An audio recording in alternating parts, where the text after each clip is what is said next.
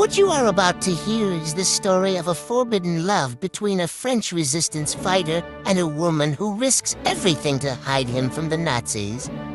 In a world filled with danger and betrayal, their love faces impossible odds. The cold, damp cellar of the old farmhouse in the outskirts of occupied France had become Miles' refuge. As a key member of the French resistance, he had been hunted by the Nazis for months, slipping through their grasp more times than he cared to count.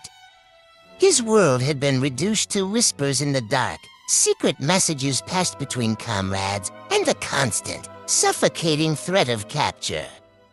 His life was dedicated to the cause. There was no room for anything else. That was until he met Claudine. Claudine had lived in the small village all her life, but war had turned her world upside down.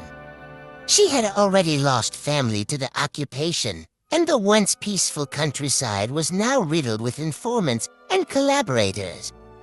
She was always careful keeping her head down and following orders. But when the resistance needed her help to hide Miles, she couldn't refuse. Something about his quiet strength and the fire in his eyes when he spoke of liberation had captured her attention immediately. The first night Miles arrived, the tension between them was palpable. Claudine led him through the darkened streets, avoiding the curfews and patrols, her breath shallow as they slipped into the cellar beneath her home. The moment they were inside, and the door locked behind them, the reality of the danger they were in settled over them like a heavy fog. She barely knew this man, and yet, here she was risking everything, her home, her life to protect him. "You don't need to be afraid," Miles said softly, his voice barely above a whisper as he sat across from her in the cellar's dim light. "I won't let anything happen to you." Claudine glanced at him, her heart pounding. "It's not just me I'm afraid for," she admitted. "If they find you here."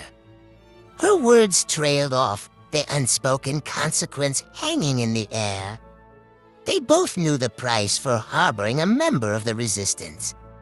Torture. Death. And yet, the weight of those fears did not drive her away. There was something about Miles that made her feel safe, even as the world around them crumbled. She could see the exhaustion in his eyes, the years of fighting etched into his face, but there was also kindness there, a vulnerability he hid from the world. As the days passed, they shared stolen moments, small glimpses into each other's lives. Miles told her of his comrades, the missions they had completed, the people they had saved. Claudine spoke of her family, her memories of a world before the war. Their conversations were hushed, spoken in shadows, always aware of the danger that lingered just beyond the walls of the cellar. But in the quiet darkness, something else began to grow between them. It started with small touches, his hand brushing hers when he passed her a cup of water, the brief moments when their eyes met in the glow of a single candle. Neither of them spoke of it, but the connection was undeniable. The world outside offered them little time for love, but here, in the hidden depths of the cellar, love had found them. One evening, as the sounds of distant bombing echoed through the countryside, Miles and Claudine sat together, closer than they had ever been. Their knees touched as they sat in the cold, sharing the last bit of bread they had. The air was thick with tension, both from the war outside and the unspoken feelings between them. "I never wanted this life," Claudine said quietly, breaking the silence. "Hiding in the shadows, living in fear. I just wanted to live in peace." Miles' gaze softened as he looked at her. "None of us did," he said. "But we fight so that one day we can have that peace again." She turned to face him, her heart heavy with the weight of his words. "Do you think there's any chance for peace for us? For something more?" Miles hesitated, his breath catching. For so long, he had shut himself off from anything beyond the resistance, beyond the war. But here, with Claudine, he allowed himself to wonder. "I don't know," he whispered, his voice thick with emotion. "But I want to believe there." Their eyes locked, and the walls around them seemed to disappear. In that moment, the war, the fear, the danger, it all faded away. Mile reached out, gently brushing a strand of hair from Claudine's face, his fingers lingering on her skin. "Claudine," he breathed, his voice filled with longing and hesitation. Before he could say anything more, Claudine closed the distance between them, pressing her lips to his in a kiss that was both tender and filled with urgency. It was a kiss born from desperation, from the fear that this moment could be their last. It was a kiss that spoke of all the things they couldn't say aloud, that in this world filled with betrayal and loss, they had found something worth fighting for. But as they pulled away, the reality of their situation crashed down on them. They were not safe. Their love, as powerful as it was forbidden in this world of secrecy and war. And soon the greatest test of their trust and love would come. The days following their kiss were filled with both longing and fear. Mile and Claudine knew that their love had no place in a world torn apart by war. Yet, they couldn't resist the pull that drew them together each night in the dim cellar, away from the horrors of the outside world. Every stolen moment was both a blessing and a curse. The more they gave in to their feelings, the more the weight of the risks they were taking pressed down on them. Claudine's once quiet life was now filled with paranoia. Every knock on the door, every unfamiliar face in the village sent a wave of dread through her.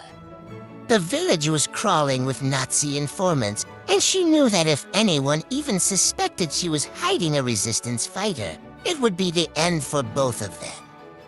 One evening, as they sat together in the cellar, Miles sensed her tension. He placed a gentle hand on her knee, his touch grounding her in the moment.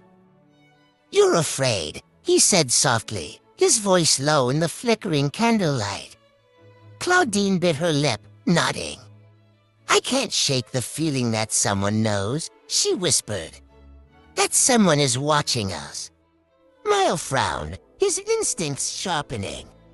The life of a resistance fighter was one of constant vigilance, and he had learned long ago to trust his gut. "We've been careful," he assured her. "But you're right to be cautious. There are spies everywhere." Claudine's heart raced. She wanted to believe him, to trust that their secret was safe, but the gnawing feeling of doubt wouldn't leave her. "I've noticed people in the village, talking, looking at me differently." Miles' jaw clenched. "If we're compromised, we'll have to leave immediately."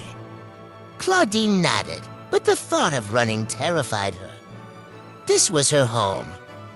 The risk of leaving with a resistance fighter would be even greater. She would be leaving everything behind, placing her life entirely in Miles' hands. But that night, something shifted. The next morning, as Claudine made her usual visit to the village to gather supplies, she noticed Grad, a local shopkeeper, watching her closely from across the square. Grad had always been kind, always offering a smile and a wave, but today his expression was different, colder, more calculating. Claudine's heart sank as she approached his shop, her mind racing with the conversation she had overheard only days before. There had been whispers of collaborators, of those who had turned in their neighbors to the Nazis in exchange for safety or money. She tried to keep her composure as she exchanged pleasantries with Grad, but his gaze never wavered. The longer she stood there, the more she felt like prey caught in a trap. "Strange times we're living in, aren't they?" Grad said, his voice too casual to light.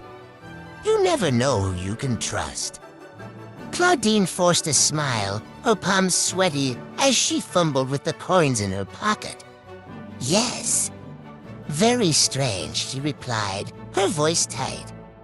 As she left the shop, her mind raced. Had Grard discovered her secret? Had someone seen Miles slipping in and out of the cellar at night? The fear clawed at her throat, but she couldn't let it show. She couldn't let anyone see how terrified she was. That evening, when she returned to the cellar, Miles could see the panic in her eyes. "What happened?" he asked, his voice low and serious. "Grard." "I think he knows," Claudine whispered, her voice shaking. "He was watching me today. Something about him felt wrong." Miles' expression darkened. "If he suspects something, we're in danger. We need to leave tonight." Claudine's heart sank. She had known this moment would come, but it felt too soon. "And go where?" she asked, desperation creeping into her voice. "There's nowhere safe." Miles placed his hands on her shoulders, his grip firm yet gentle. "We'll find somewhere. But we can't stay here. If he's betrayed us to the Nazis, we don't have much time." Claudine nodded, though fear gripped her tightly. Leaving meant risking everything, and there were no guarantees they would survive. But staying meant certain death. As they hurriedly packed the few belongings they could carry, a knock echoed through the farmhouse. Claudine froze, her blood turning to ice. Miles' hand reached for the small pistol he always kept hidden, his eyes locking on hers. "Go upstairs. Now." Claudine's legs trembled as she obeyed, slipping up the narrow staircase and hiding in the shadows of her bedroom. Her heart pounded in her chest as she heard the door creak open. From the top of the stairs, she strained to hear the conversation. The voices were muffled, but one stood out clearly, Grard. His voice was calm to come as he spoke to Miles. "You've been busy, haven't you?" Grard's voice dripped with condescension. "Did you think I wouldn't notice?" Claudine's heart raced, her mind screaming at her to do something, anything. But she was paralyzed, trapped in her own fear. Miles' voice was cold, measured. "I don't know what you're talking about." "Don't play dumb with me, resistant scum," Grard spat. "I know who you are. And I know what you've been doing here. The Nazis will pay a high price for someone like you." Claudine's breath caught in her throat. She had been right all along. Grard had betrayed them. And now their time was running out. Before Grard could say another word, the sound of a struggle erupted from downstairs. Claudine's heart leapt into her throat as she heard a crash, followed by the sharp crack of gunfire. Silence followed. Terror gripped her as she ran down the stairs, her mind racing with the worst possibilities. When she reached the cellar door, she found Grard lying on the floor, blood pooling beneath him. Miles stood over him, breathing heavily, his pistol still raised. Claudine's knees buckled as she stumbled forward. "Miles, what have we done?" Miles' eyes were filled with anguish as he knelt beside her. "We didn't have a choice. If we hadn't..." Claudine couldn't breathe. Grard's betrayal had forced their hand, but now there was no going back. The Nazis would come looking for him. They would know something had gone wrong, and it wouldn't take long before they came for her, too. "We have to leave," Miles said urgently, pulling her to her feet. "Now." Tears filled Claudine's eyes as she nodded, knowing that everything they had fought to protect was crumbling around them. Their love, their lives, all of it was slipping through their fingers. And as they fled into the night, she couldn't shake the feeling that it was already too late. Claudine and Miles ran through the darkened streets of the village, the weight of Grard's betrayal hanging heavily over them. The sky was thick with clouds, casting an ominous shadow over the landscape as they made their way toward the edge of town. There was no time to think, no time to mourn what had happened. They had to disappear before the Nazis arrived, before everything fell apart. Claudine's chest tightened with every step. Her legs were weak, her heart pounding with fear, but Miles' hand gripped hers tightly, pulling her forward. "We'll make it," he said, though his voice was strained. "We have to." But deep down, they both knew that they were running out of time. The plan had been hastily thrown together. Miles had contacted a fellow resistance member, a man who could smuggle them out of the village and into the countryside, where they could lay low until it was safe to move again. But the roads were dangerous, and the village was already crawling with informants and Nazi sympathizers. As they approached the meeting point, a small, abandoned barn on the outskirts of town, Claudine felt a sense of dread settle over her. The wind howled through the trees, and the darkness seemed to press in around them. Every shadow looked like a threat, every sound sent her heart racing. "Are you sure he'll be here?"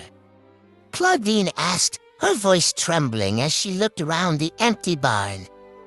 "He'll come," Miles replied, though there was a flicker of doubt in his eyes. "He knows how important this is." They waited in silence, the minutes stretching on like hours. Claudine's mind raced with thoughts of what could happen next. If they didn't get out, if they were caught. The consequences were too terrifying to fully grasp. She looked at Miles, his face tense but determined, and felt a wave of emotion wash over her. "Miles," she whispered, stepping closer to him. "If something happens, if we don't make it." He turned to her, his expression softening as he took her hands in his. "Don't say that. We'll make it." Claudine's eyes filled with tears. "But if we don't, I just want you to know that I don't regret any of this. Not a moment." Miles' heart ached at her words. He pulled her close, resting his forehead against hers. "Neither do I," he whispered, his voice thick with emotion. "I love you, Claudine. No matter what happens, I'll always love you." They stood together in the darkness, holding on to each other as the world around them threatened to fall apart. For a brief moment, the war, the danger, the fear had all faded away, leaving only the two of them. But the moment didn't last. A sudden noise shattered the silence, a vehicle approaching, its engine roaring in the distance. Claudine's heart leapt into her throat as they both turned toward the sound, fear gripping her tightly. "It's them," Miles said, his voice urgent. "We have to go. Now." But as they moved toward the back of the barn, the vehicle came into view, its headlights cutting through the darkness like a knife. Claudine's blood ran cold as she recognized the insignia on the side. It wasn't their contact. It was the Nazis. They had been found. Panic surged through Claudine's veins as Miles pulled her toward the back exit, but they didn't make it far. The barn doors burst open, and a group of Nazi soldiers stormed inside, their guns raised. "Stop!" One of the soldiers barked, his voice cold and commanding. Claudine froze, her heart pounding in her chest. Miles' grip tightened around her hand as he slowly raised his other hand in surrender. One of the soldiers stepped forward, his eyes narrowing as he looked at Miles. "So this is where you've been hiding," he sneered. "The infamous resistance fighter." Miles remained silent, his jaw clenched as he stared back at the soldier. The soldier's gaze shifted to Claudine, and a cruel smile spread across his face. "And you must be the woman foolish enough to hide him." Claudine's breath caught in her throat, her heart pounding with fear. She knew what was coming, but the weight of it still felt unbearable. "You'll both hang for this," the soldier said, his voice dripping with malice. Before Claudine could react, Miles stepped forward, placing himself between her and the soldiers. "Leave her out of this," he said, his voice steady but filled with emotion. She had nothing to do with it. The soldier raised an eyebrow. "Is that so? A noble gesture, but I'm afraid it's too late for heroics." Claudine's heart shattered as she realized what Miles was doing. He was trying to save her. He was willing to sacrifice himself to protect her, even if it meant losing everything. "No!" Claudine cried, her voice breaking. "Please, don't do this." But Miles turned to her, his eyes filled with love and sorrow. "Claudine, listen to me. You have to survive. You have to keep fighting." Tears streamed down her face as she shook her head. "Not without you."